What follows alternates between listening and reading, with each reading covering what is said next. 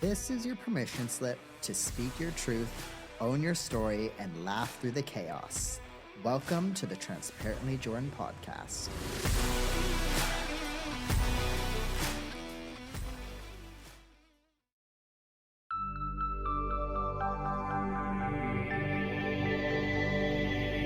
This is Radiant Voices Media. Hey everyone, I want to tell you about a brand called Ree, the sunglasses made by runners for runners. Born in Sydney, Ree was built with one goal in mind: to create sunnies that actually keep up with you. Whether you're hitting a sunrise tempo session or grinding through a weekend-long run, Ree delivers crystal clear lens tech, lightweight frames, and durability that doesn't quit, no matter how many times you sweat through them or stuff them in your bag. They offer a range of lens shades and technology to suit all conditions. From bright road races to shaded trails, there's no slipping, no bouncing, just solid performance and style. So if you're tired of sunglasses that can't go the distance, it's time to rethink your eyewear. Check them out at reyourrun.com.au and use code Jordan10 for a little something off your first pair. That's code Jordan10 to save yourself 10% off your first pair. All right, everybody, welcome back to another episode. Today's guest is somebody you all know. She has been on the episode before, or on the podcast before. This is Mattea. Mattea is a registered dietitian and endurance athlete who recently completed her first full Ironman. I am so excited to chat with Mattea about her eating for the Ironman, about the journey leading up to the Ironman, and the experience with the Ironman. In today's episode, we dive into what her Ironman prep looked like from start to finish, how she trained and fueled her body, and how she applies her professional nutritional knowledge to real-life racing and recovery. We also chat about what endurance athletes really need to focus on when it comes to food, when it comes to eating enough without feeling too sluggish, how to balance carbs, fats, and proteins, and how to fuel during a busy lifestyle. So whether you're training for a triathlon, a marathon, or just wanting to optimize your nutrition, this episode is packed with practical tips and honest insights. So without further ado, let's get into today's episode. But welcome back. Thank you for coming back.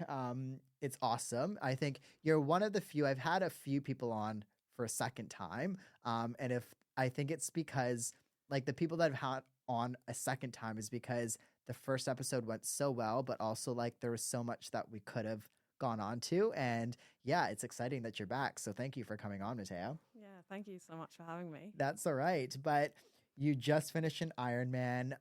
Congratulations on that. That's an amazing task. And, just before we chatted a little bit about that, but maybe tell the listeners again who this is their first time listening and meeting you a bit about yourself, and then we can kind of go from there. Yeah, cool. My name's Mattea. I'm an accredited practicing dietitian. I'm studying my graduate diploma in counselling currently, and I have got my own business in Adelaide called Adelaide Nutrition, and I work from a couple of clinics and do video consults in a range of different areas, including sports nutrition, gut health, and non-diet approach to health.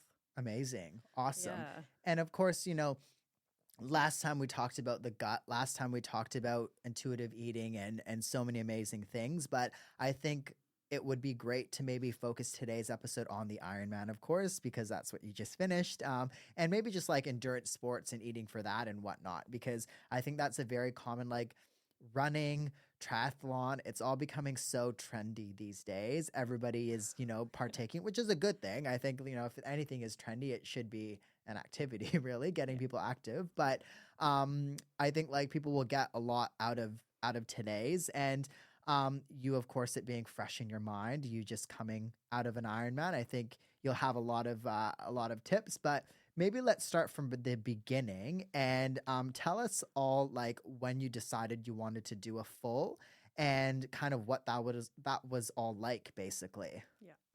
Yeah, I think I've always wanted to do the full distance, but every time I would attend one, I would think, how would I do this? Like, how could I ever do an Ironman? I just didn't think it was possible. And then I've been doing half Ironmans. I've done about 6 of them now. So that's over the last 3 to 4 years. And I knew eventually that I would want to do an Ironman at some point. So then, yeah, the start of this year, my life changed. I had some personal stuff going on and my circumstances changed completely. And I thought, this is it. Like, this is the time I'm going to do this Ironman. And yeah, made a commitment to it and decided it all sort of fell into place and decided Cairns would be the Ironman I would do. I'd been there before many years, like the last couple of years, I've been there to watch others and race myself the half. So that was just, it was easy to get to. I knew the course. Yeah, I knew everything about it. So I thought that was a good one to do. And I just decided, yeah, this is it. I'm going to commit and I can do this. Wow. Yeah. Yeah. That's great. Like, I think again, for just the thought of like doing an Ironman is such like a daunting, thought. After doing a half, I'm sure like half is kind of an achievement in its own, but then like going into a full and training for a full. So what was the differences for you like between training for a half and a full? What like mainly stood out for you? Because they're quite different like events, really. Yeah, I actually was worried like about the training and thinking how much more it would be. But yeah, to be honest with you, there's only a slight difference in the additional training that you have to do for it. Obviously, the weekend runs are going to be a lot longer. So you're not just getting to sort of 20K, you're getting up to more 30, 35. And then your long rides are becoming more like 6 hours in the peak weeks. So instead of 3 or 4 hour ride on the weekend, you're going up to the 6 hours. So that's probably the main difference really, is that weekend load. And during the week, possibly some additional extra sessions, like you might have a couple of double days in there as well. So, but to be honest with you, yeah, my coach works on heart rate training, so it's all very low heart rate training and focusing on that aerobic zone 2 training. So working in that way was better because it meant that I wasn't getting burnt out. Whereas in previous times I've worked with coaches who it's a lot of high intensity and I was getting very burnt out. So I was able to manage the load because a lot of it was lower intensity. Obviously, we're trying to get endurance. So, yeah, you're doing more, but the intensity is less. Yeah. And I guess it makes sense because like you were saying, you're training for endurance and you're training for such a big event. But like, I don't know. I think like just thinking about like a 73, you can be a little bit more powerful, Yes. because like they are shorter than a full, but like Yeah. there's only so much like power you can have in like you don't need as much intensity for a full because like I don't know, how hard are you going to be able to go, like Yeah. I'm sure yes you can push yourself, but like your body is working a bit differently than it is in like a half versus a full. So that's quite interesting to me. What did your, of course, food look like? Like, what was the main differences between how you had to eat for a half and how you had to fuel for a full when it came to training? Yeah. So I guess in terms of the everyday eating, it's trying to optimize the amount of calories you're getting in because obviously you're doing a lot more hours of training, so you're burning a lot more energy. And so through the day-to-day, with the meals and the snacks, obviously you want to be eating regularly, but also with your meals, I had to just add calories where I could. So fats like avocado and peanut butter to smoothies, for example, getting in those high calorie foods without the bulk because you have to eat so much and get so many calories in. So doing things like that, adding extra rice to your meals, making meals bigger, cutting back the vegetables, for example, having snacks in between, but instead of having 1 or 2 snacks, I'm having 3 or 4 snacks in between each meal. So it might be a fruit, a yogurt, a muesli bar, and a packet of chips is a snack now instead of just a fruit and a muesli bar.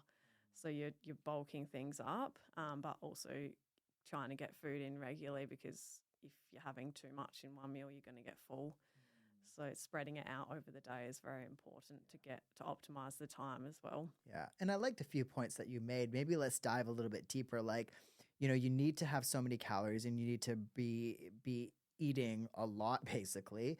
But at the same time, like, how do you I guess how do you advise people who, let's say, have a busy job, or let's say can't physically eat bigger meals or eat a lot because, it feels they feel a bit sluggish, or they don't like it in their stomach when they have to go for a run after work. Like, what are some strategies for people like that they can get the calories in without eating so much, if you know what I mean? Yeah, that makes sense. Yeah.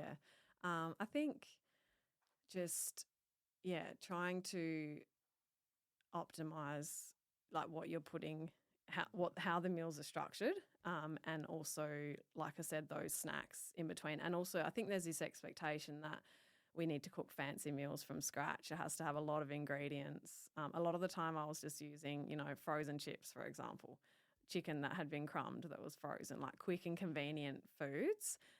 That you can just throw in the oven, because you're using so much time for training. I just didn't have time to cook meals. So keeping it simple, and having meals that are very quick and easy. And once again, focusing on, if you're someone that gets full quickly, or you're struggling with feeling sluggish, you don't want to be overeating lots of vegetables, I guess, or fruit. You do want them in there, but they're bulk.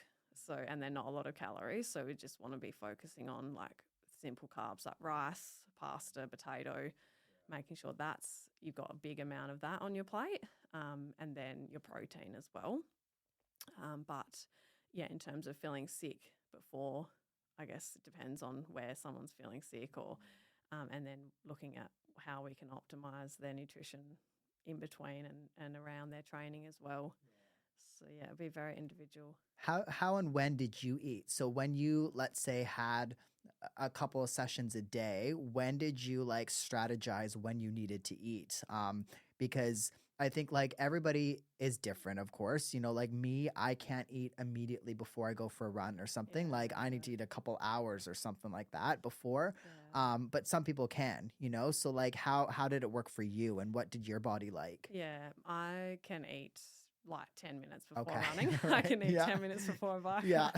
I think I've trained my stomach to do that. Yeah. And it is about training yourself, because when you are doing those higher loads, if you're not eating before your sessions, it is another missed opportunity to eat. And if you're not making that up later, that's when you get that risk of energy deficiency over time. So I would eat, let's say, something small before my training. So a piece of toast with banana and peanut butter, or some cereal with milk and banana on top. So that would be like kind of 10, 15, 30 minutes before the session, depending on the time. And then I'd be fueling the session as well. So most sessions I was fueling with carbohydrates. And unless it was like a 30-minute session, which was rare, I would be fueling it. Anything over 45 to 60 minutes, I would be fueling that with carbohydrates as well. So I'd take a little bottle with me, or my nerd belt, and carry nutrition with me all the time, or on the bike, taking bottles with carbs and water and electrolytes. And then I would be coming home and making sure I'm getting the protein and the carbohydrates in there, and optimizing. For example, smoothies for me are very convenient, and also I can pack a lot into it. So putting your fruit, putting your peanut butter, putting all your like cocoa powder and your protein powder and milk, and you can really and greens powder, you can optimize how much you put in that, and it's not filling. You can get a lot into it, bang for buck essentially. So I'd have that, and I'd always have some sort of toasty, might be like a tuna tomato cheese toasty. So we've got, carbs there from the bread. We've got protein from the tuna. We've got the smoothie, which has protein powder. So we're trying to get in at least around 40 grams of protein there, or more. Or 40-ish grams of protein, which I think people do struggle with that carb and protein mix after their training. And I've spoken to quite a few athletes, and it's, they'll come home and maybe have a couple of eggs on 2 pieces of toast, and that's great for the carbs. But 2 eggs is 12 grams of protein. So, and then so I'd have that after the training, and then it would be a couple of hours later where I'd start having those snacks. So kind of eating every 2 to 3 hours. So it might be the snacks. Then later, like some yogurt, fruit, muesli bar and chips, for example. Then it would be lunch, and then snacks again in the afternoon, and then dinner. And then if I'm training in the afternoon, it would depend on the day, but it might be something before that session again and repeat the same thing. And then, if I did it before dinner, it would be the snack in the afternoon, the dinner after the training. How long did it take for you to get into that like groove? Because it's probably a lot of trial and error in the beginning, like what you like, what's easiest for you. Because you said something quite key is you didn't have time for cooking. You know, when you have 20 plus hours of training, something has to give. And a lot of the time it's those things out of your daily life, like cooking and stuff like that. Yeah. So how long do you think it took for you, like when you were training for the full, for you to get into that groove of like what worked for you? Because I'm sure once you found those things, like it was just kind of routine, right? But it takes however long. So probably a couple of months, I think, a month or two to kind of get in that routine and get used to the consistency of the eating. Yeah. And just knowing that I have to just eat every couple of hours and you're not really focusing on your hunger. Yeah. You're just eating. What were the kinks that you had to like work out and kind of overcome? Were there anything that you were doing that you didn't like, or that you had to switch or anything? That's a good question. I feel like there was, but I can't think of it off the top of my head. That's all right. Just get the stress. I guess it can be stressful trying to get the amount of food in. Yeah. And just taking that pressure off myself, I think, to have it perfect as well. And just eating, like I said, like those simple meals, convenient foods. Like sometimes I would just have a frozen meal, might be a lasagna, and put it with a salad. It's easy, quick, and convenient as well to put in the microwave. Yeah. So I think taking that pressure off yourself. Yeah. And just getting used to eating regularly and having more snacks, and just trying to you're not forcing it in, but I guess you sort of are forcing it in just to get those calories in. What are your thoughts on those ready-made meals? Did you incorporate those at all, or how what are your thoughts on those as a dietitian? Yeah, I think they're great. Okay. I think if you're relying on them every day, fine, you can, but obviously that's going to cost quite a bit. So cost-wise is not ideal. Health-wise, it depends what ones you're having and whether they've got that mix of carbs, protein and vegetables. If you're just having a pasta frozen meal every day, you're probably not going to get the amount of vegetables that you need in, right? So it depends what you're buying, how often, but I honestly recommend people get a couple of them each week if they are training for something big and that's taking up a lot of their time. Grab a couple of frozen meals each week and have them in the freezer. Just pick a couple random ones, try different brands, because you're not going to know what you like until you try them. And obviously for me, it's a little bit limiting because I've got celiac disease and I need gluten-free meals, so there aren't really many options. So I tended to buy the same ones each week. But for someone who doesn't have celiac disease, and great, you've got lots of options in the freezer section, or those, the ones that aren't frozen but are ready-made. And I just think put a couple of them on your shopping list. Take the pressure off yourself so you can come home and have one or two of them depending on your requirements. Some people might need 2 meals because some of those can be quite low calorie, only 300 calories or something, which is not enough for a dinner as an athlete. I think put a couple of them on your shopping list, and it just makes it so much easier and quicker. You come home, you're tired, you don't have time, and at least you're getting something in rather than it being maybe you might go grab McDonald's or something more convenient. At least you've got that, and it's kind of the middle range of health and food selection. So 'cause I feel like the macros are pretty decent in them. Like you were saying, the calories are always low, because that's what I do in peak week usually, because I just don't have time to cook. Like on Sunday and Thursday, that are some of my usual cooking meal prep days, and even on those days on peak week, because there's so much volume, I just don't have time for a couple hours, a day. So that's what I do really, and it's helpful. And I think for me personally, because they're so small, I'll just add maybe I'll cook extra pasta or something and add that, just to get the calories a bit or the carbs a bit higher. But also for me, if it's an event like Gold Coast is coming up, and I know like my meal before Gold Coast is going to be one of those meals. Like in my Yeah, Airbnb, I'll find a Kohl's. correct. And so, like, training your gut, I think, is important. And I know, like, you mentioned this a lot in the last episode that we discussed, like, practicing these things before an event, because the last thing that you'd want to do is like wake up with like after eating something you've never eaten and then like with an upset stomach, which Yes. I've done my very first marathon. I Oh will no, always really? remember. I will always remember that Oh story. no. Yeah. So like, yeah, that's what I do, and like it's so helpful. Like if you find the ones that work for you, you know, Yeah. because there's so many options these days. Even in SA, there's ones that keep popping up. I feel like. There's Mhm. heaps Yeah. of options. So just pick something and try one and see what you like. But yeah, I think definitely, um, like you said, trying things before the race. Like don't try anything new in the week of the race. Just try to find what works for you before. But also one thing you mentioned was cooking extra of something. So that's what I would do. So cook up a whole heap of chicken and it's in the fridge. And oftentimes I would just grab a piece of chicken as a snack, like marinated chicken, and it's in the fridge. And that could be a snack in between as part of my snack, with something else. But cooking extra and then using that for the next day too. So you might cook up 500 or 600 grams of chicken, and that's going to get you 2 to 3 meals. And you have that with rice and salad or something like that. Yeah. Okay. Let's get into the Ironman. Yeah. How was that? Like, how was the experience? Tell me what it was like the days before. Tell me what it was like leading up. Just like, what was your mindset like? How did that go?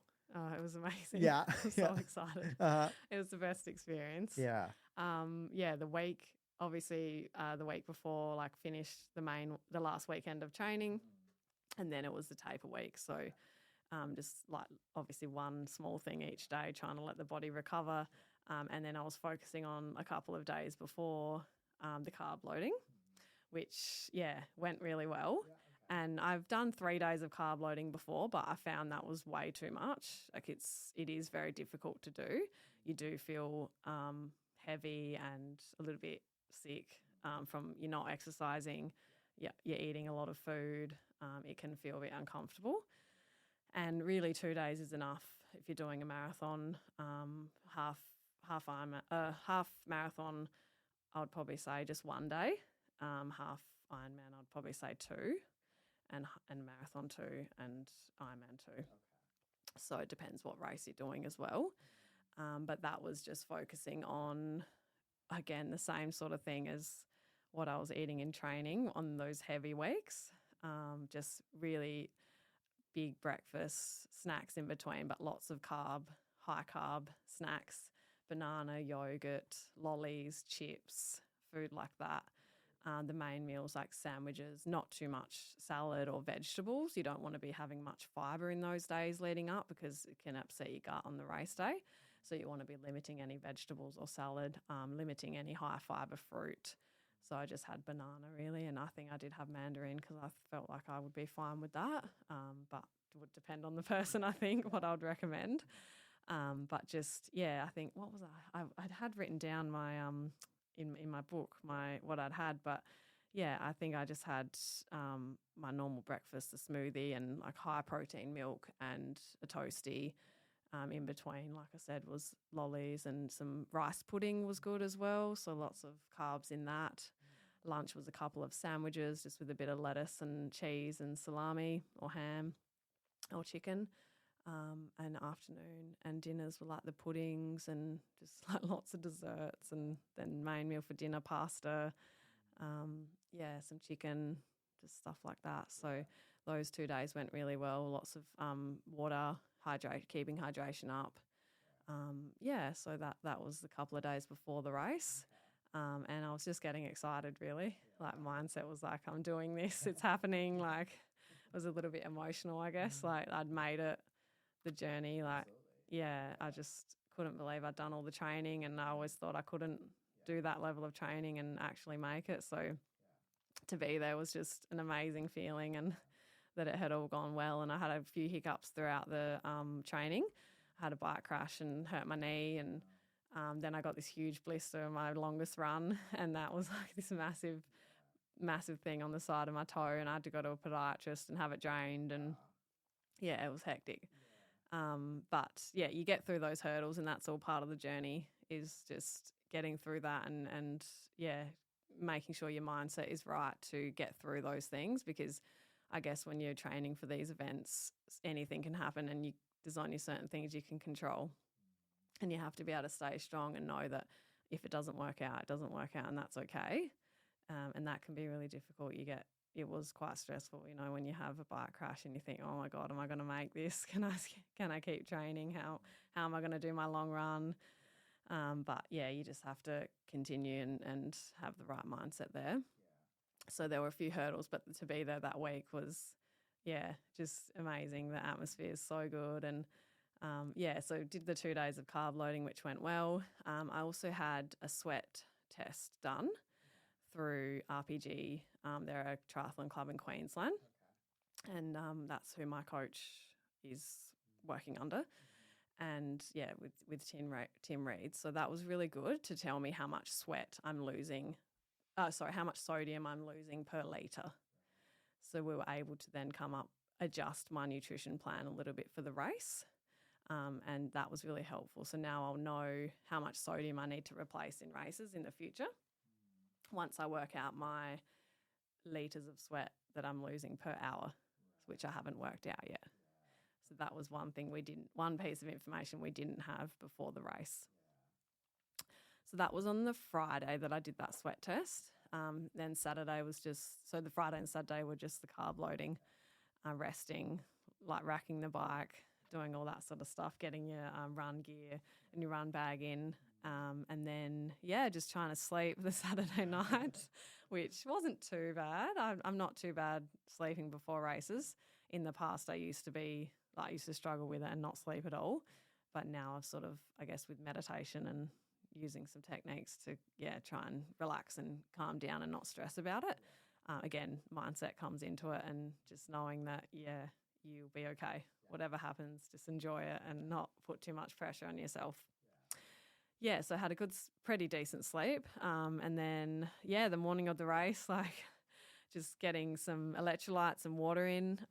Could only eat half a toast in the morning. I was so nervous. I couldn't, I was probably supposed to eat the whole thing, but just nerves and feeling really sick. And that's okay. You just do what you can on the day. But I did feel really good with the carb loading. I felt like I had lots of energy, which was great. I had some Coke right before the swim.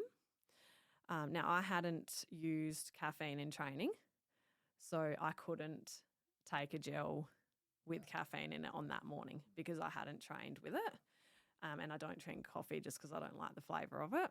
So that is one thing I would probably do differently next time, is try to build my tolerance to caffeine up a little bit in training, because I wasn't really able to take any in the morning of the race or during the race.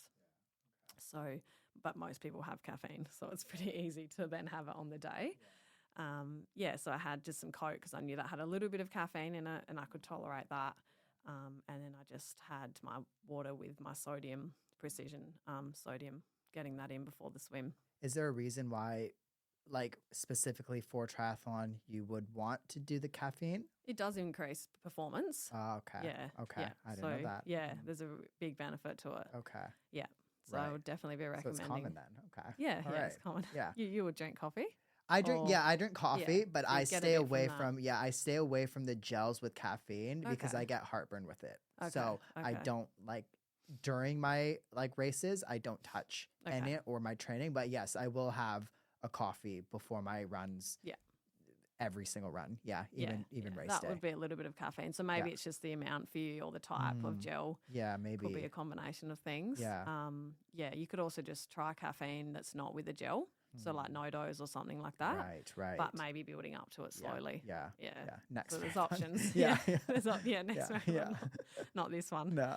So I took that, and then the swim started, and that was great. It was a really good atmosphere, everyone lining up to start the swim, and that was very hot, so you had to wear a wetsuit.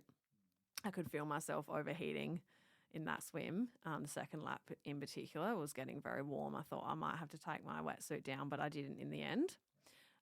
It was a little bit of a swell, but not too bad, considering the days before had been quite rough.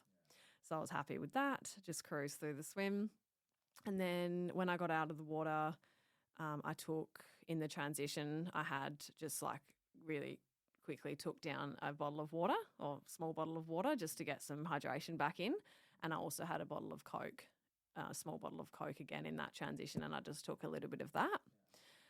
And then onto the bike, and I started, everything. I had good energy, like felt really great on the bike for the first round 90K, but I did start to get a headache on the bike ride, and I knew that was because of being dehydrated. For me, I can tell and read the signs for me of dehydration. So I continued with my fueling plan, which was 60 grams per hour of the precision chews. So I'd broken them up into 3 pieces, and I was having one every 20 minutes. Yeah. And then I was drinking water and sodium in separate bottles. So taking on 1.5 litres of water per hour, so 2 bottles every hour. I had to, at the aid stations, like grab new bottles and take them on.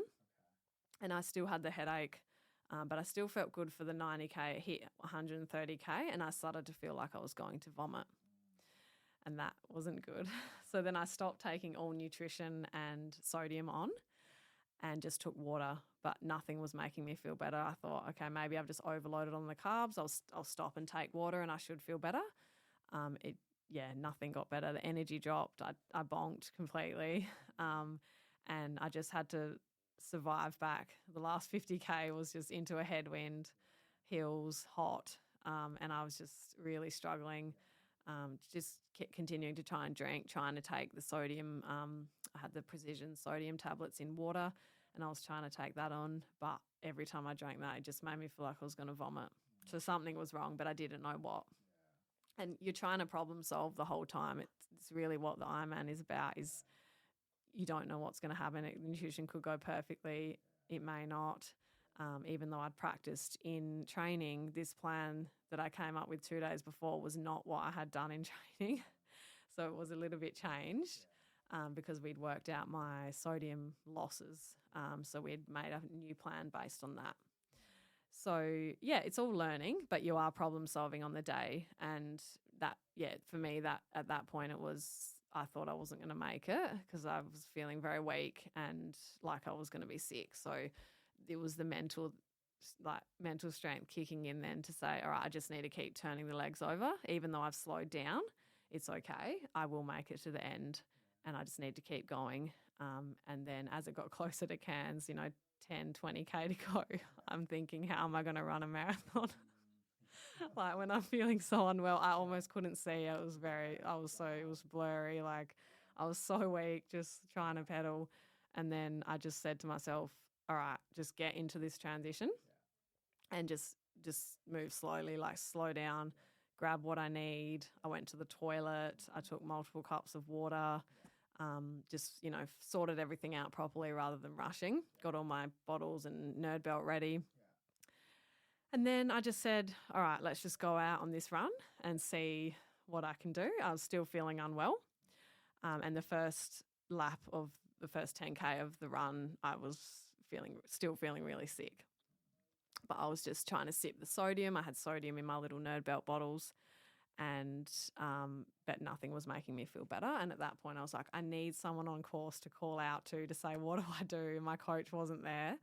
But her coach was there, Tim Reed from RPG, and I saw him on the course and I called out to him and I said, I feel like I'm going to vomit. What do I do? And he just said, take sips of Coke. And I started doing that at the next aid station, and suddenly I just started to feel better, enough to make me survive. And I just kept running, and then around 30K, I was like, this is so good. Like I'm loving this. I feel so much better. Still wasn't perfect, but my body felt fine. Like physically I had no issues, but it was just really the nausea and the vomiting feeling. And then the last 4K was getting a little bit difficult, the end of that marathon. But then 800 meters to go and you're just like, I've done this. This is incredible. I can't believe I've made it.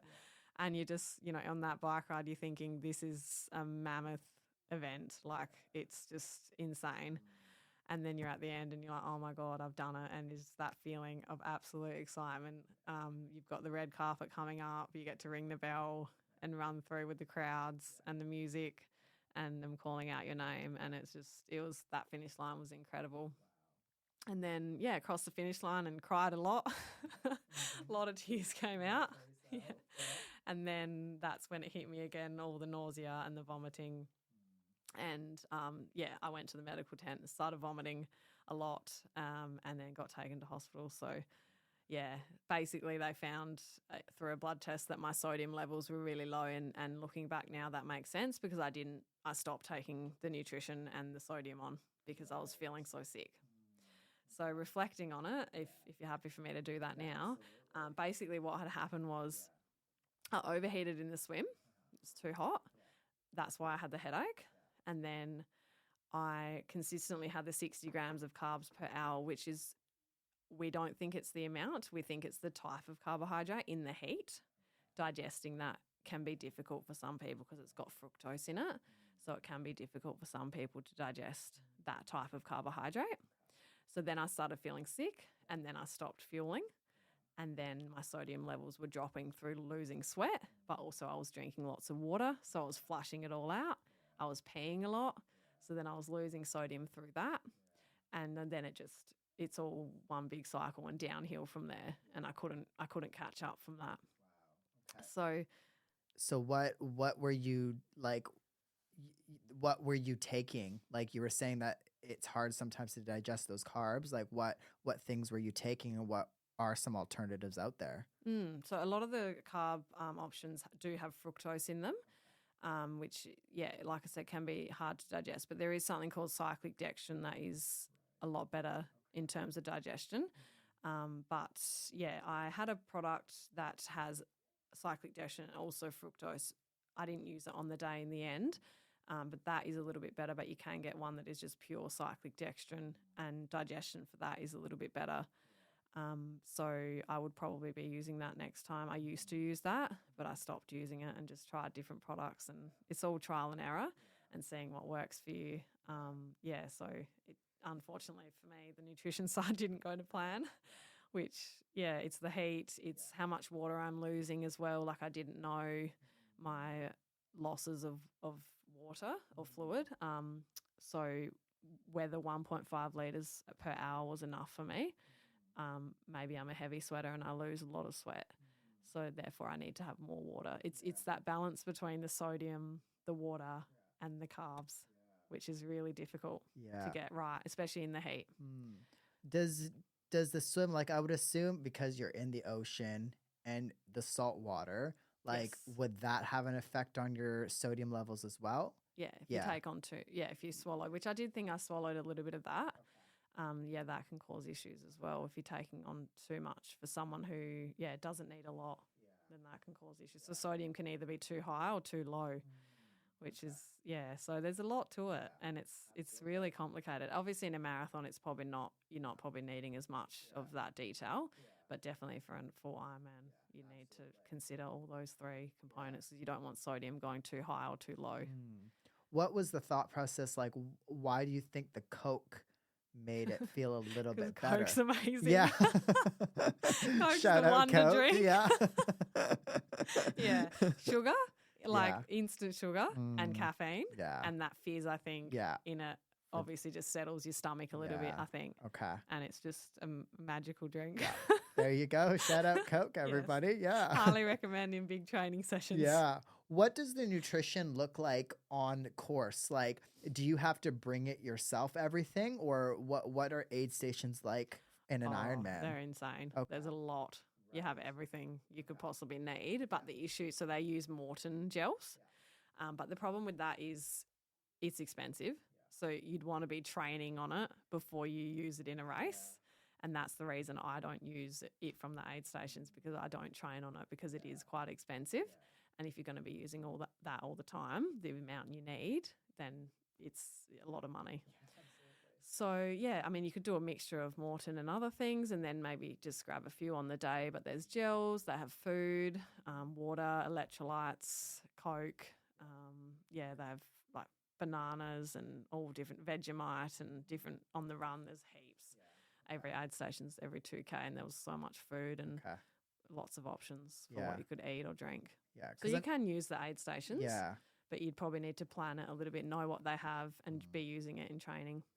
Yeah, because I would assume, like, I always assumed they had stuff like that, but at the same time, like, it's difficult because, like you were saying, you need to test out those things, and you never know what sometimes, like, I know for marathon, you never know what they're going to give out, like what brands or stuff like that, you know? Yeah. So, like, the last thing that you probably want to be doing is, stomaching for something like as big as an Ironman, like you're on the course for 10 plus hours sometimes, like you don't want to be stomaching like probably multiple gels every hour, you know, of something that you, So I was always curious about that. And if you had to bring like everything yourself. Yeah. But, I tend to because I just know that I've used it before and it works for me. And then if I need anything in additional, I can just grab it there. And also, but I feel like sometimes, like for me, at the back end of that marathon was literally just problem solving. Like I was just taking what I could at that point, just trying to survive. So I guess it depends on what situation you're in on the day, and because sometimes you might just need to grab whatever's there, and other days you'll have your plan and it goes to plan. And that's the thing. It's just all about working on the day with how you're feeling and checking in with yourself. Even in a marathon, like how you're feeling and what you need. Do you need more water, more electrolytes, more carbs? And I think because I'd carb loaded the 2 days before as well, I feel like I personally probably didn't need as much carbohydrate because you've loaded before. You feel that good if you're doing it right, that you don't really need as much carbohydrate on the day. So it is a skill, I think, to really tune into how your body's feeling and adjust as you go because you have your plan. But you need to be able to adjust that as it goes on, as the day goes on. Because I don't think like if people are listening right now and haven't done an Ironman or haven't done, you know, something or don't know anything about the event, like it is such a massive event. Like you're ending off with a marathon, like 42.195 kilometers. Like that's insane, right? After doing a big swim and a big bike ride. So like doing all of that, but then needing like it's so mental as well, like needing to plan all of this while you're like you have a headache sometimes and you're dizzy sometimes, you don't know where you are sometimes. Like it's insane really to have to think about all of that. And it's like a testament, I think, like a lot of these events are mental and like if your mind's not there and if you're not practicing these things, it could probably make or break an event, I would assume, like crash under the pressure. Were there any things like from training that like any things that you had to really like change? Like were there products that you used that you didn't like or what were the things that you kind of I know you have a few things out in front of us, but what were the things that you brought into your events, like products and stuff? The nutrition products, so a couple of brands, Precision being one with the gels and the chews and also the salt tablets for that, the electrolyte tablets, and then the Pure Nutrition, which I forgot to mention. I did the 5-day beetroot juice loading before the race as well, which helps with getting nitrates in to dilate your blood vessels and help with oxygen and blood flow. And that's been really good. So that's Pure Sports Nutrition. I was using that from them and also their race fuel as well. But sometimes I would just be using Staminade, like just a cheap. If I'd run out of something, that's another option, Powerade or Staminade, just for training sessions like in the early days. I guess as you get closer to the race, you do want to be using the products that you're going to use on the race day, and that's what I tried to do is order enough of what I needed to be practicing on it.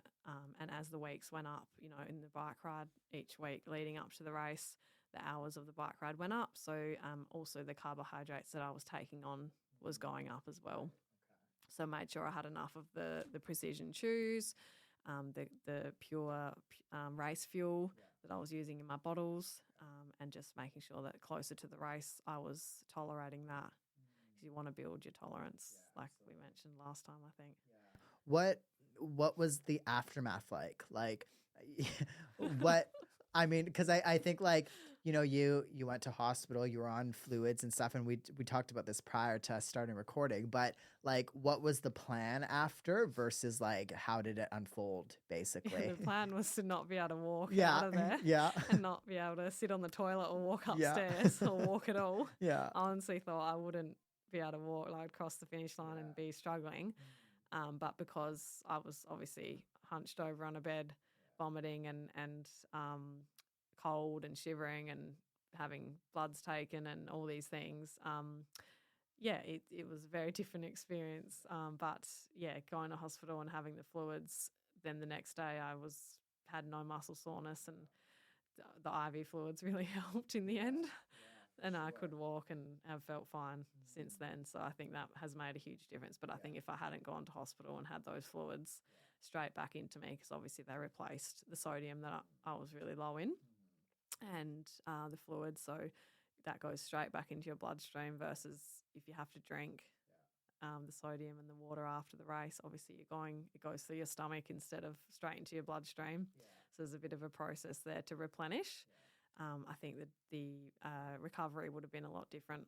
yeah, for sure. Yeah, I mean that's kind of cool, but like not cool because you're in hospital. But like that's kind of like interesting how like for an event like that, you think you're so sore for like a couple of weeks. Sometimes I've known people that are sore for like a month almost even. But like it's amazing how much like electrolytes and sodium does for your body. Like that alone, like just hearing that story probably I think demonstrates how much it actually, and like I think a lot of the times we focus, like I think in my head, my thought process is more like the carbs, the proteins, like those are the things that I would need to down after, That's and right. like I wouldn't think about like the importance of electrolytes No. or things like that after the event. So that's like quite interesting to me at least. And I think like my head's rolling on like, oh, how I'm going to change things for like, myself and everything because, That's right.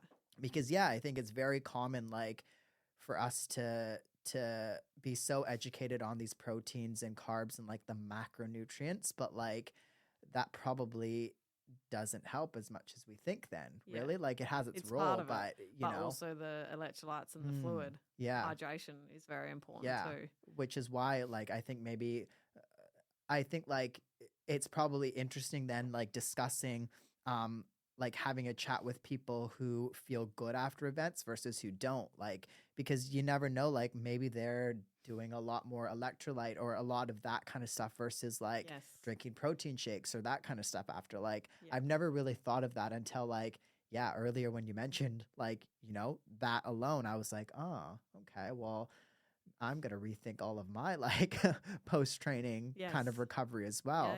What are some like maybe tips that you have for people out there, like endurance athletes who might be newer to the sport, might of course like be trying to get into like nutrition a little bit more and trying to plan like when to eat, what to eat, those kind of things? Like what are just some easy things that people need to start thinking about in general? Because that's a very broad question, I know.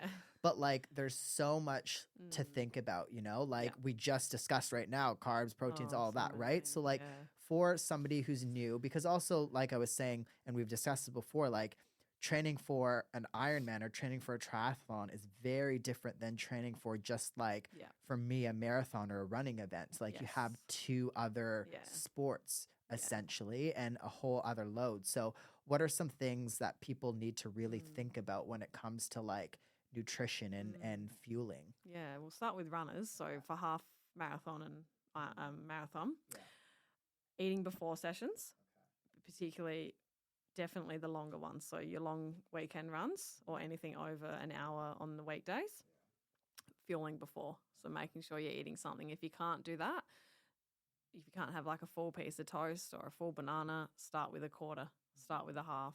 Just get something in before your session.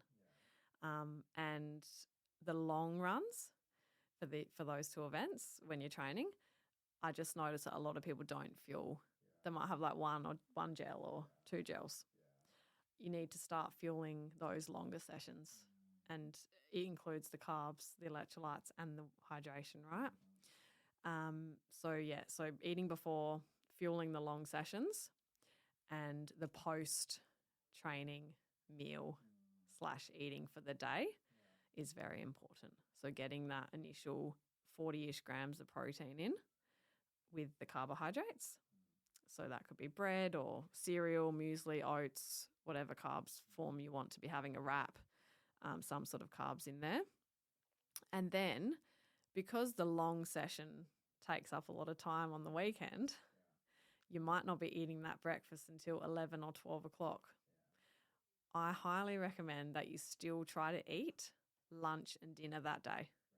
Okay, so you might be having your breakfast at 11 or 12. I want you to have lunch at 3 and dinner at 7. Okay, instead of doing that first meal as your lunch and then just having dinner, you're then going into your Monday or the weekday or the next day in a deficit because you've only had 2 meals that day. And that is a very common thing that I see people do because you're finishing that session so late, you're then only eating lunch and dinner. But you really want to be having to optimize the next day, recover fully, be able to then go into the next day's training. You need to be trying to have the 3 meals and snacks that treat it like a normal day again. And it's fitting that food into a shorter time period. And you might be eating every 1 to 2 hours on those days. And sometimes it's not possible to do it, and that's okay. But you know the next day you're either going to be tired, fatigued, not be able to do the next session, or hungry. So your body's always going to want to make up that nutrition the next day. So that would be the 3 things: fueling before, making sure you're fueling the long run, and working up to what your goal carbohydrate level is in those longer runs, especially as it gets closer to the race. So say you're aiming for 60 grams. By your last long run, you want to be up to 45 to 50 grams per hour of carbohydrate in training. And then you're coming into your race and you can go up to 60 or whatever your goal. So you've trained your stomach to be able to get there. And then eating after and eating through the day of that long session. Just try to eat as regularly as possible. What are your tips for people, like when should they start practicing nutrition? Because let's say somebody has decided that they want to do a 73 or a full Ironman or something, and they're given themselves 6 to 12 months. Yeah. When should they really start practicing and honing down on nutrition? Is it right from day one? Is it 12 weeks before? When is this all kind of going into effect? Yeah, I think if you've got 12 months you're building into it over 12 months, you probably don't need to start doing all that specifics straight away because your load won't be that high anyway. You'd probably want to be doing it, probably I'd say 3 months before you're starting to sort of think about it, and then at least 6 weeks or probably 8 weeks to go, you would want to be starting to think about, okay, what's my race plan and how am I going to then, and that's what I work with my clients on is, okay, this is what your race plan is going to be. Let's work backwards and work out how you're going to ease into that and practice that before you hit the race day so that you don't have gut issues and you can tolerate it. Yeah, absolutely. And what about people out there that have a 9 to 5 or, are very busy throughout the day? Like, you need to snack or you need to fuel throughout the day, of course. But I can understand people out there that can't, every hour or something be reaching in their desk and eating something or whatnot. Like what are strategies that you give those clients basically?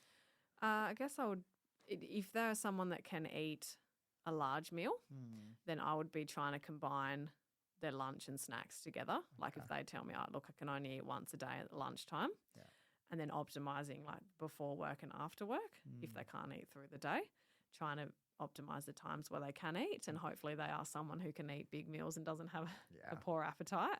And that's another issue that I'd have to work through. Or just having convenient snacks that are that they might be able to have during the day and coming up with a list for them. But if they can eat large meal, then it might be that they have their main meal and they combine some snacks with it. So it might be a couple of wraps, a piece of fruit and a yogurt all at once rather than having them as snacks in between. Yeah. Because I guess you do need to like, again, like you do need to train yourself and you do need to eat throughout the day, but I can understand it's hard sometimes for people out there. What do people need to think about? Like, again, I think it's important to discuss maybe the endurance athlete and those beginners. Like when it comes to carbs, proteins, fats, what are not necessarily the differences between them, but like what would you say is the most important? Is there anything that you need to like, bias when it comes to your nutrition for like training for a triathlon, or how does that work with you? Yeah, I think all three are important, definitely, because a lot of the time people are focusing on the protein, and that seems to be the hype at the moment is all protein, protein, protein, which without carbohydrate, you're not going to get the benefits of that protein because the carbs are required for energy. So we need to have that balance between the protein and the carbs. And fats are obviously important for our heart health and getting those extra calories in because obviously they're higher in calories. So we do want to be including some healthy fats like nuts and seeds, avocado, olive oil, that sort of thing. And yeah, the protein and the carbs, obviously, and fats on the plate are all very important. So there's not really one that I'd say. Like, obviously, carbs, yes, are very important for endurance athletes. So we need to make sure we're having that, but you still want the protein, obviously, to optimize your muscle, but maintain your muscle mass and optimize that. So all three are important, and it really is about having that balance on the plate at each meal. You need protein, carbs, and fats at every meal. What are some things that you don't think people would think about? Because I think like, we think about the carbs, proteins, fats, we think about the electrolytes. But like, what are some other things that like we just discussed? I didn't know about caffeine, basically, how that, but like things like that. What are some other things that you've found over the years of training with triathlon and training endurance sports that you're like, oh, this is actually, there's some science behind this, and I've incorporated, like, I know you have the beetroot juice and that kind of stuff, but what are some like of those kind of things that we don't really think about that you discuss with your clients? I don't. I'll just start with this other thing that I've just thought of, which may not be an answer to your question, but I think there is this belief that when we are training for a big event, that we need to be clean, like eat clean. This whole terminology of clean, like I don't know what it even is, but like food has to be washed. No, it's like you've got to eat perfectly, and you has to be really healthy and really balanced, and you can't have any high fat, high sugar foods. You can't have any, before your event, you've got to be perfect. But really it's the opposite of that. And so what tends to happen is people are really clean and healthy leading into their event. And this is when they're doing a lot of training. So they need a lot of calories, right? But they're just eating, very healthily and lots of veggies and fruit, which is great. We definitely want fruit and veggies. But and then after the event, it's sort of like, oh, my event's over now. I can binge and eat whatever I want now, like a packet of biscuits but really we need those foods like chips and chocolate and lollies, cakes, ice cream, those high calorie foods. I think there is this belief that they shouldn't be included and that will ruin our progress. But when you're doing that amount of training, you need as many calories as you can get. And for some people, appetite can be really low. And I've struggled with that in the past as well. So using things like chips and cakes and biscuits, this is all ways to get extra calories in. And this is when you want to be eating those foods because you are doing a lot of movement and your training levels are really high. You're burning that much energy. You can have some of those foods dispersed in between your protein, your carbs, a little bit of veggies, some fruit. It's all about the balance of everything. And then when you finish training, it's not saying you can't have those foods, but they're used for a purpose. Like high calorie foods are really important for athletes to be including. So no scientific thing there in terms of your question, but I feel like that is a big thing for people, like trying to be clean before their event and then eating all the foods after. But really you need all those foods when you're training for the event to give you the recovery and the calories that you need to fuel the tank. I think it's very interesting because like, I don't know if it's a social media thing or whatever, but like this, like the last year or whatever, I think like the whole hybrid athlete is such a humongous thing right now. And, you have these hybrid athletes that are bodybuilders, but then also doing triathlons and whatnot. And I think that's also, that has a shape, or that's shaping the way, young triathletes or new like endurance sport athletes are eating as well, because, this whole clean concept is what they're doing. But like, we're not bodybuilders, we're not training for on stage, or Yeah. like, we're not training for that. We're training to eat the calories in. Correct. Like, I have this conversation with, I have a couple of friends that do compete in bodybuilding and whatnot, and they always comment on my Instagram like, oh, I wish like I could eat that donut that you're posting, or like I have junk food all the time, like, Yeah. because again, like, I'm not afraid of those calories, I'm not Yes. afraid of not eating clean, or whatever Yeah. that notion is, because, like, it's not going to really, if you're worried about your body, I can understand that, but at the same time, like, I think you also have to be thinking about performance too, Correct. right? So like, I don't know, I think like it's interesting because, like, again, the hybrid like motion is going on right now, and I think that's just where this potentially is coming from, because they eat a certain way, and they're also running marathons these days and doing triathlons these days and whatnot, and I can understand it. But like, if you want to be doing just triathlon, then I think like, or just a marathon or whatnot, then like, you have to take this into consideration. If you're doing that whole hybrid concept, then yeah, maybe you can. But like, Yeah. I think like for people listening, like, we're talking about, this side of things. We're not talking about all of Yeah. that, right? But So, even if you are doing the hybrid side of things, over time, if you're under fueling, you're at risk of energy deficiency and issues, injuries, and all sorts, low, hormone issues. And so, really, the fueling, okay, yes, I think a lot of people are worried about body and looks and weight. It's very common. But the thing that we're trying to do is avoid injuries. We're trying to avoid relative energy deficiencies in sports. We're trying to keep our hormones as females, in particular, keep our hormones and our menstrual cycle going, and that's a sign that we are eating enough.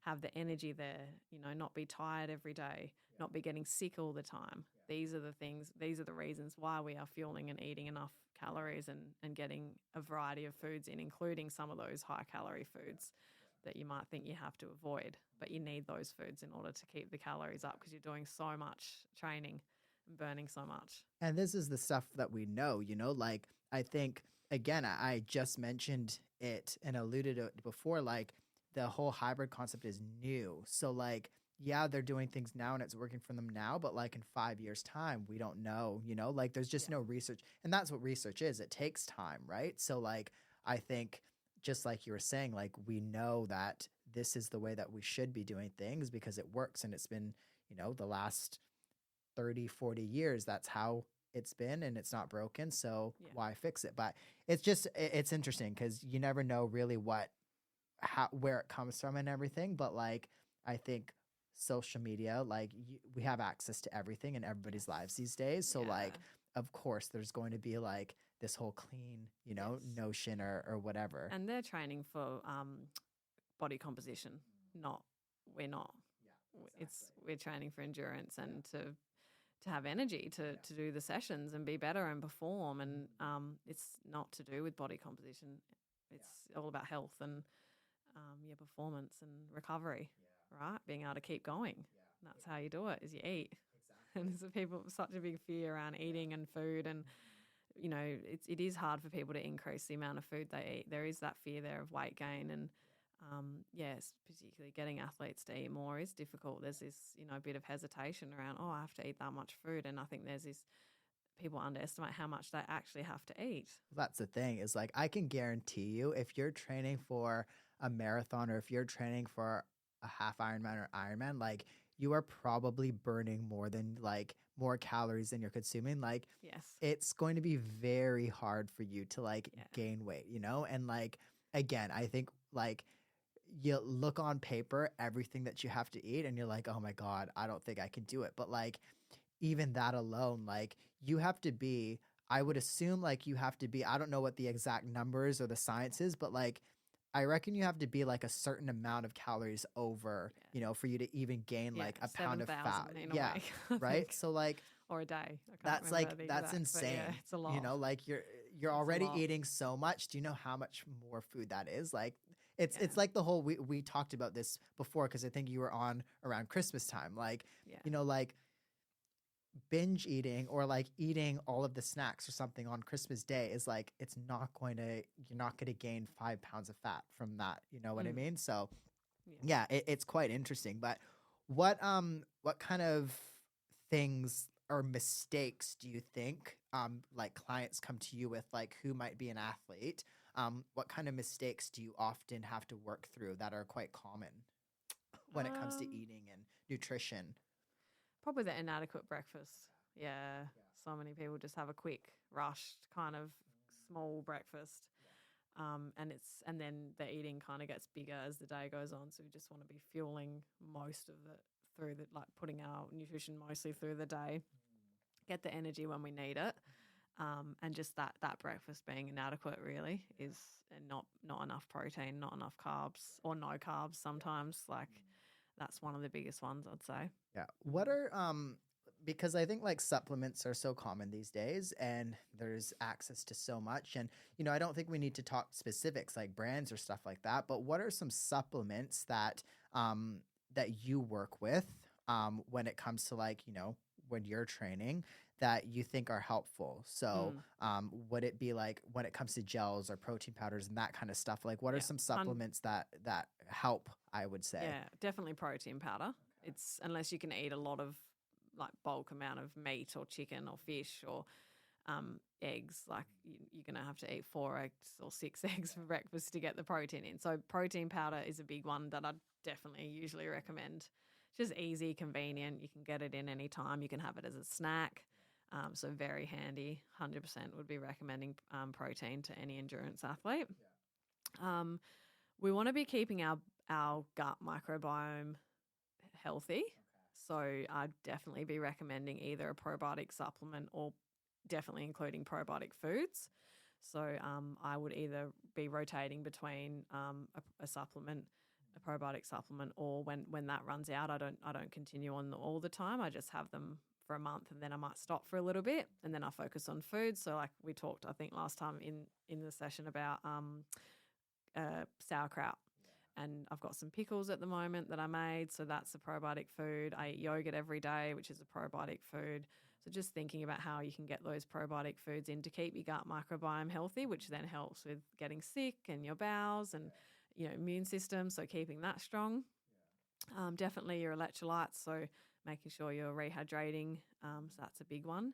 And I do use a greens powder. I mainly use it because, as I mentioned earlier, with when you're in those peak weeks and you want to be focusing on protein and carbs of your meals, there were times when my plate didn't really have that many vegetables. So my fruit and vegetable intake did drop off a little bit, and that's okay. You're not going to get a deficiency from a few weeks of having less fruits and vegetables because you do need to prioritize the carbs. And so I'd have more rice on my plate or more pasta, and then a bigger amount of chicken, and then a little bit of salad. But I couldn't fill up on the salad because it's not giving me anything like the main macronutrients that it needs. It gives me micronutrients, but it's not going to give me those macronutrients that my body needs. So it's okay for a few weeks for you to cut back on fruits and vegetables. But as a quick way to get in those nutrients, you could use a greens powder or a multivitamin to just boost and have that as a backup. Just so you know, okay, I don't feel so bad. I'm not eating my vegetables. This is going to help me in the background. That's a good idea. Yeah, I didn't think of that. And I wouldn't recommend a greens powder to everybody, like someone who's eating lots of vegetables and salad and isn't training for a massive event. They can eat a lot of vegetables and prioritize getting half a plate of vegetables at every meal. But as an athlete, you can't be eating that many vegetables unless you've got a really good appetite and you can eat your protein and your carbs as well. It can drop off a little bit. So just in those weeks when you maybe don't have enough vegetables and fruit, you can have like a multivitamin or a greens powder. Yeah. Yeah. Okay. You say that you cycle on and off probiotics. Is that for a specific reason? Like, you just want to boost them up. And then if you're supplementing that with food, you probably don't need to be on the supplement all the time. If you've got a combination of the food and the probiotic supplements, you don't need to be on them. Obviously, cost-wise as well, it can add up. So it's not really doable for a lot of people. So if you could just get that baseline microbiome level up and get it at a good amount, then you can supplement it with the probiotic foods. Is there anything else that you cycle like on and off, or Um, is it pretty routine for you? I think that's everything Yeah. that I use. Yeah.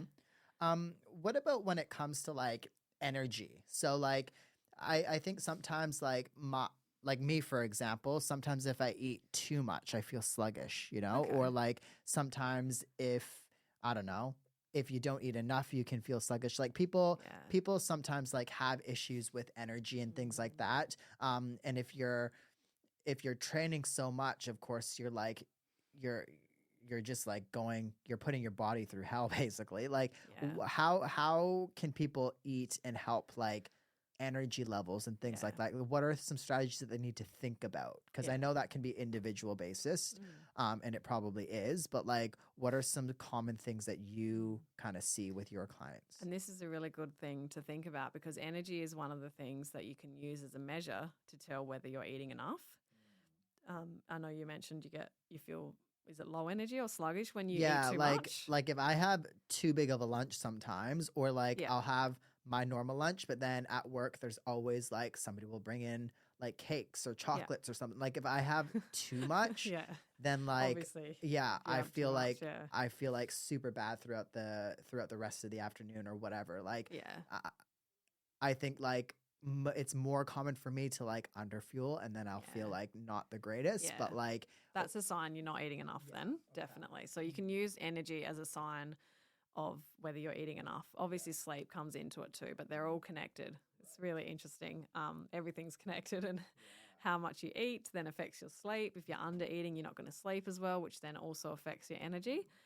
So yeah, if you're feeling tired, that's a sign. Okay, I'm not eating enough. So you look at your meals and think about what could you change in your meals? Is it that the carbohydrate portion is not big enough? Are you having half a cup of rice when you should be having two? Are you having a small portion of chicken or one piece of salmon, 100 grams when you really need to be eating two? Looking at the main meals and thinking about, okay, maybe one wrap is not enough for lunch. You probably need two, right? So it's looking first at the main meals and thinking, are they big enough, right? And then in between meals, like I said earlier, are you having just a piece of fruit as a snack? That's not enough. That's not going to get you through. You in between your meals, you really want to be focusing on making sure that there is a protein component there as well. So I mentioned the 40 grams of protein for breakfast. Snacks, you want to be having at least 10 to 15 grams, okay? So you know those little Chobani Fit tubs or YoPro pouches that are 15 grams, that is going to form your protein. But then you definitely want something with that as well. Piece of fruit, muesli bar, packet of chips. And I think for you with what you said, maybe it's just that you've eaten too much in one meal. You need to spread that out, and maybe spreading it out will help with that sluggishness as well. And what I've found as well that really helps me is in terms of sleep and the eating, because then we're talking about energy, trying to eat everything, as I mentioned earlier, mostly in the start of the day, and the last meal maybe being 5:30. It can be difficult if you're eating dinner at 7 or whatever, but just trying to eat most of your food through the day. So, breakfast or pre-training, then breakfast, then the snacks, the lunch, the snacks in the afternoon, and then finishing off with your dinner, and not eating too close to bedtime because then that's going to affect your sleep as well. So then to get an optimal sleep, we want to have eaten enough through the day, not have it too close to bedtime, and then our sleep's going to be great, and we've also eaten enough and the energy is going to improve. Does that make sense? Yeah, absolutely.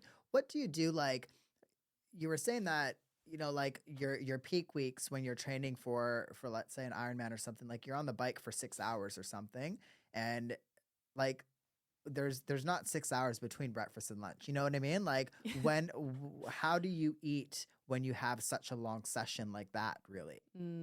That's a good question.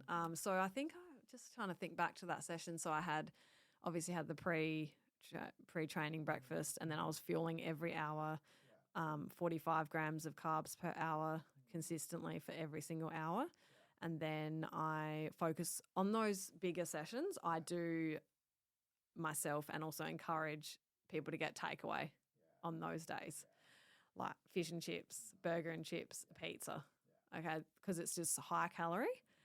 And you're not going to be able to replicate that amount of calories at home unless you're making something really rich like a carbonara or something.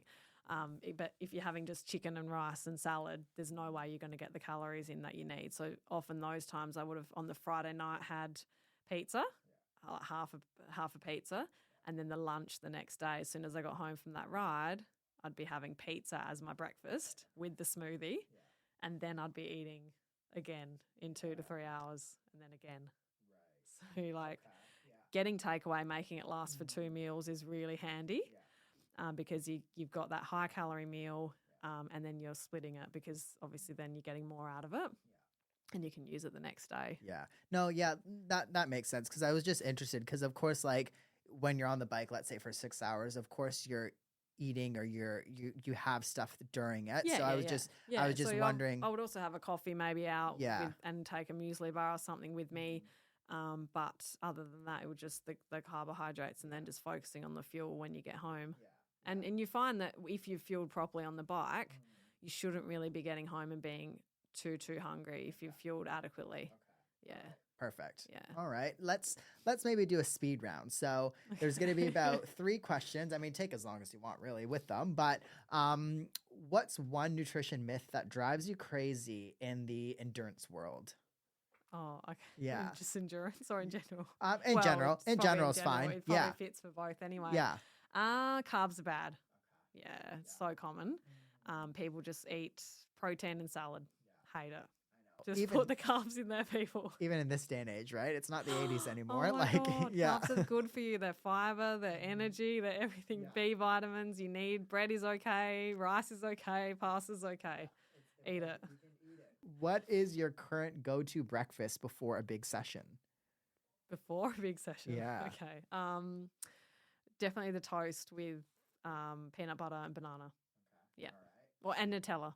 Oh, Nutella. Yeah. Okay. There you go. That combo is really good. Yeah. I haven't had that for a while, actually. Yeah. Nutella's great. If you could give one tip to every triathlete out there about nutrition, what would it be? Oh my God, so many. I know, right? One tip. Oh my goodness. Plan. Have a plan for your nutrition. Yeah. And if you need help, come see me. Yeah. Yeah, absolutely. Plan your meals, plan what you're going to eat before, during, and after. Yeah. And finally, this one might take a little bit longer, but how is your approach to eating and nutrition going to change, like if you decided or if you're doing another Ironman? Oh, I like this one. Yeah. Well, definitely the race nutrition is going to change. Yeah, I've got to figure out my hydration system on the bike and work out a better system for having that sodium not be in like a pure concentrate and have it mixed, be able to mix it into the water bottles with the other plain water, and also the fructose, the type of carbohydrate that I was using. I'll probably be trying the cyclic dextrin again instead. But in terms of the training nutrition, probably wouldn't change anything. I think I did really well. I've learned a lot from it in terms of how much to eat, the regularity. Like I said, just really fueling before, during, after eating, and then trying to every day eat that every 2 to 3 hours and more snacks than what you ever think you need in between. There you go. I mean, if you don't want to change anything beforehand, then that's good, isn't it? You have your routine and it all went to plan. But where can people find you and work with you? Yeah, you could find me on Instagram and Facebook. So Adelaide Nutrition is the Instagram handle. That will have details you can message me or contact me there. There's the website as well, adelaidenutrition.com.au. You can have a read about all my info there and contact me. There's a contact page and email there too. Amazing. And you were mentioning that you do phone consults as well or video consults as well? Video consults and in person in Adelaide. So there you go. If you're not in Adelaide, you can have a consult as well. Perfect. And you can also listen to, I think it's episode 37, you guys. That was part 1 technically with Mattea. But thank you again for coming on. Thanks for This having was me. great. It was great. Yeah, like I was saying, I've only had maybe 3 or 4 people on for a second time because there's so much Yeah. there's so much that we could have talked about. So Nutrition is massive. yes, I'm sure exactly. we could do another one. Yes, and I talk know, about right? something I different. know. But thank you again for Yeah, coming on. thanks This for was having me. great. All right, everybody. That is it for today's episode. Thank you for listening. Once again, be sure to check out episode 37, where I chat with Mattea about the gut, eating for endurance sports, combating sugar cravings, bigger versus smaller bodies, and such other amazing topics. Today, of course, we focused on endurance sports, triathlon, and all of that because we covered so much in the last episode already. So that is episode 34 or 37, sorry. Be sure to check that out. Thank you all for listening. I will talk to you all in the next episode.